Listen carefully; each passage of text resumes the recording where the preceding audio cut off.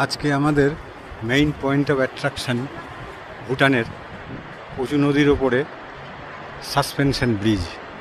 এবং suspension bridge বলতে যেটা আমরা সিচাম ব্রিজ দেখেছি তার চাইতে কিন্তু এটা অন্যরকম।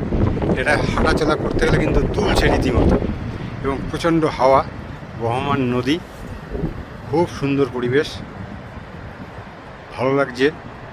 আশা করি আপনারা যারা দেখবেন তাদেরও ভালো লাগবে। একটু এগোতে থাকি।